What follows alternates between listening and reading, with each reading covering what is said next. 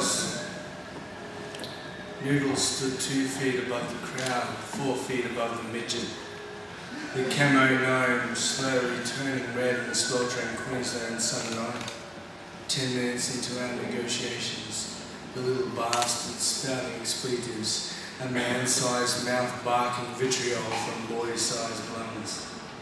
Yabba yabba yabba yabba, fuck fuck fuckity fuck fuck fuck! The gnome was boiling, bouncing, popping blood vessels like bubble wrap in an ever-increasing tirade of hate. Noodles slowed the line, the ambience lurched dangerously close to standstill, murmuring discontent and shrunk. Fuck you cunts! You fucking racist piece of shit, fucking let me up!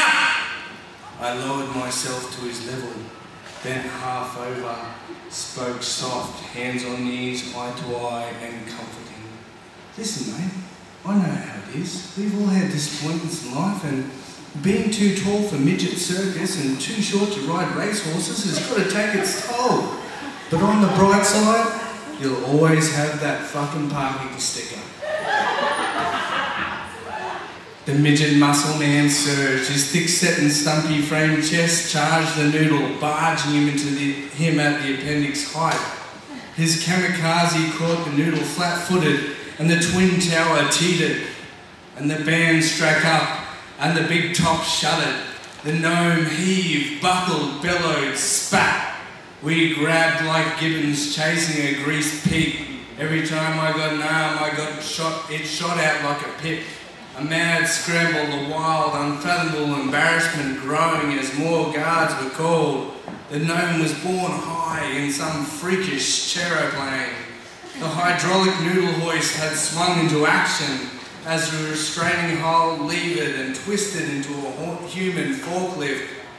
They began to spiral out of control, caught in wild opposing inertias. A midget carnival ride, carousel of stupid. The crowd gasped. Dear God, I thought, they've started to spin. The Eye of London had lost its brakes and its midget cargo was in a wild transorbital. A single-spoke car wheel dangerously unhinged, a one-armed thrill ride, an Olympic hammer throw. Noodles aiming crazily skyward. It can't be. He couldn't. It's not going to be a dwarf toss. For 3 terrifying revolutions, there was a distinct chance the noodle had decided to reinstitute a tradition not seen in Queensland bars since the early 80s. The maniacal human death machine whirled over the curb and into the car park, hell-bent on the disastrous midget launch date. Crash! Man and man missile hit 6-foot chain wire fence.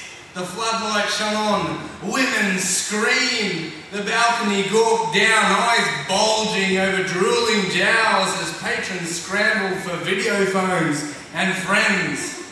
I leapt into the tangle of man and wire and man and grass, grabbed a dwarfy drumstick and held it high as he lay gnome-locked in a tangle of noodle, choking slowly, face contorted and clutching at the precious, just out of reach like so many supermarket shelves of golems past. I looked down with the precious, smiled at him with my precious face, and he kicked me in it.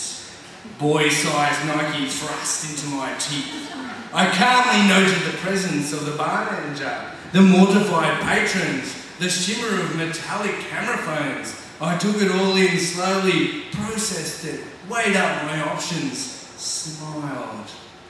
I threw a wild, wound-up fist in a long, inexorable arc of destruction at the grounded golem's holy man parts. The balcony choked and spat beer over us like winner's champagne. The club line groaned in admiration. The big boss manager's face pursed into cat-bum lips and turned away with the love and respect of a man who has seen so much great guard work he can no longer stand it.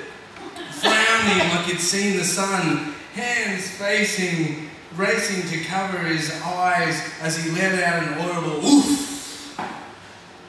grinned with love.